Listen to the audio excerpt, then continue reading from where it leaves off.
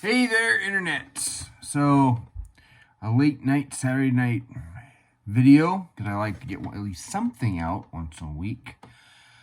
And I got more stuff to research. I rewatched episode 1 of the Shiny Happy People series. I will have comments, but I reached out to some pastors for some of their thoughts on some of the stuff surrounding it and got some more leads to follow. But there is something else in the news. As former President Donald Trump got indicted on 37 counts of under the Espionage Act relating to foreign or various documents. And there's another guy by the name of, let me go down here and find it again.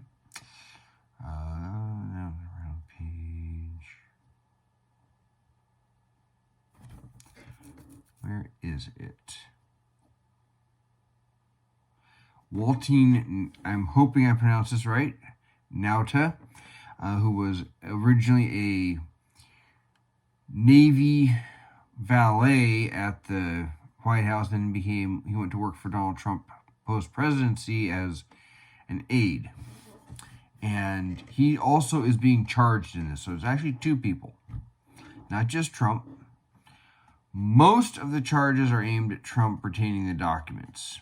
Of note, Nauta did not have access did not have legal access to the documents. But as far as what the documents are, when Donald Trump said it's just personal records, it's not. Every one of the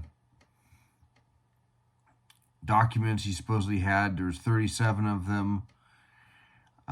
They are each a separate charge out to 31 documents dated during his presidency concerning various things. I did see something, I did not verify this online, but basically that if it has to do with nuclear weapons, and there is a document in there that Trump would not have had the unilateral ability to just say it's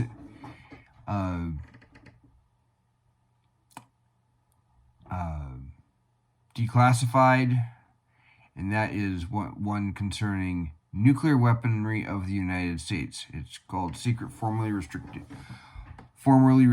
data. It's the kind of thing that maybe the design of nuclear weapons, something to that effect.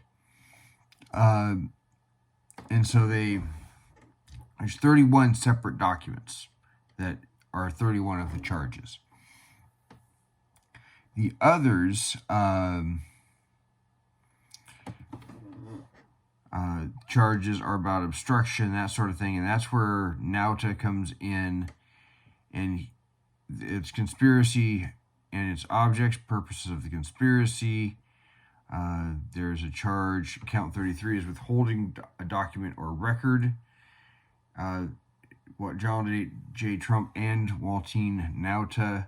Count 34 is corruptly concealing a document or record for both of them. Count 35 is both of them, which is, again, concealing a document in a federal investigation. Scheme to conceal is count 36, again, both of them. And then count 37 is false statements and representations. And some of this also includes stuff that is deliberately it's misrepresenting, like where the National Archives and Records Administration actually says, "Have you given us everything?" And he says, "Yeah, yes." Or someone said, "I don't know how they were stored," is one of the things Nauta said, and he said. And then there's texts showing that he was helping bring them up or directing an employee to bring them from where they were stored, and they were not. They were stored in different rooms, a ballroom and a storage room and a bathroom around Mar-a-Lago. And part of it contends that Trump was trying to may have personally packed them. There's supposedly video evidence, and all of this depends if it is alleged. There's supposedly video evidence of him saying this isn't declassified, so I shouldn't be showing you this. Claims that he tried to make that there's a sworn affidavit executed by a third attorney where they said a diligent search was conducted of the boxes that were moved from the White House, and then it says the search was conducted after receipt of subpoena in order to locate all the documents responsive to this subpoena, any of the responsive documents accompanying the certificate. This is one of the things where it was accused of a false statement. Now, I'm not going to get into, is he guilty, is he not guilty? He deserves his day in court. End of story. These are allegations, and they are serious allegations. Here's the thing. They also include in here, for some reason, they thought they needed to include statements he made in 2016 on the campaign trail, criticizing Hillary Clinton for her handling of emails. And in 2018, a statement about whether former presidents should have access to classified information, because former presidents do get a version of the daily intelligence briefing in case they have advice to offer a later president. And this was in reference to Barack Obama. Why you need to put that in there doesn't make sense as far as alleging a count. That's more like, let's show him what he was saying while we charge him, and just show him to be a hypocrite. That's what it looks like to me. I am a layman. I am not law enforcement. Maybe there's a reason for that. But they actually put that in some of the charging documents. I read through all 49 pages, and I will link in the description below to the Axios article. I found a link to them, and the documentcloud.org site. I will go directly to the documents. You can read them yourself, because I am not just going to straight up believe what media says. Nobody should. Be willing to look at deeper. Now, honestly, if they're going to charge Trump, they also need to charge Hillary Clinton. They need to charge anybody else with this kind of stuff, especially if they didn't turn it over right away. When, Hillary Clinton had people smashing cell phones and her private server, people were doing less nefarious things with that than that, and they got thrown in jail, and they weren't the rich and powerful people. That's a double standard. I'm just going to say it.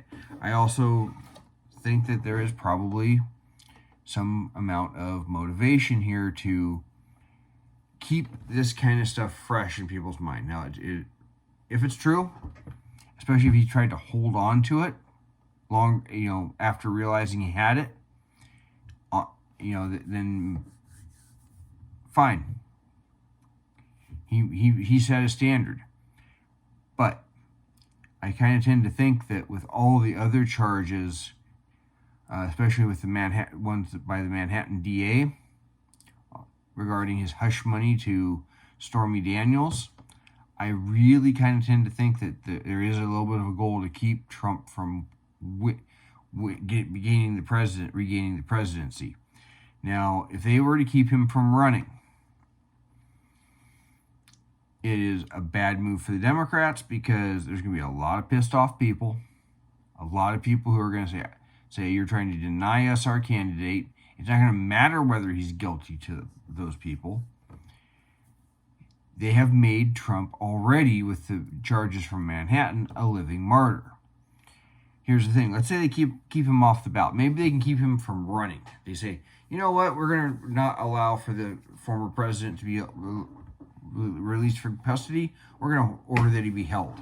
No bond. Let's say that a judge says that. Well, this is why we need a backup plan, why you would have a Republican primary. Yes, he can remain on the ballot or get on the ballot or run for president from behind bars. That's been attempted before. It didn't go anywhere in the 1920s. A socialist ran. Got 900,000 votes, which is 900,000 too many for anyone that calls himself a socialist. But why you would vote for him. Granted, they didn't have a century of failure with socialism, but it's certainly an anti-freedom philosophy. But I digress. If they do that, now Trump can only be a kingmaker. And you got all these pissed off people. Maybe he says, I don't want to go after DeSantis. If Trump is out, I wouldn't be surprised if Ted Cruz throws his hat in. If he says, I am endorsing somebody, his followers are going to go there. That person will probably become the nominee. And they might even be enough pissed off to vote for anybody other than a Democrat and even work hard for them. Making Trump a living martyr is a bad move for Democrats. I've said that before. I'll say it now. It just is. So they better be able to make it stick and stick fast if they're going to play this. But this also tells me that if that's their angle, then they are more concerned with keeping him out specifically, possibly to an obsessive degree, than they are about stopping the Republican Party in general. Now, if their other goal is instead to get enough people pissed off to guarantee Trump's the nominee and then keep him from being able to campaign or debate or anything, maybe that's their goal. I honestly didn't like Trump in 2016. I wanted Ted Cruz. And now, he's just one of the others circling the drain, because I'm going for Tim Scott and Ron DeSantis right now. And DeSantis' campaign put out a piece that included some AI-generated imagery, and quite frankly, I don't care whether it was accidental, whether it was intentional, that made him start sliding down toward the drain. I wouldn't like it if a Democrat did it. I wouldn't like it if somebody I didn't like did it. I'm not going to put up with it with him. I got my principles. I got to look myself in the eye. But anyway, I read the indictment. Everything's supposed to go down Tuesday. We'll see what happens. But honestly, if Trump stays in the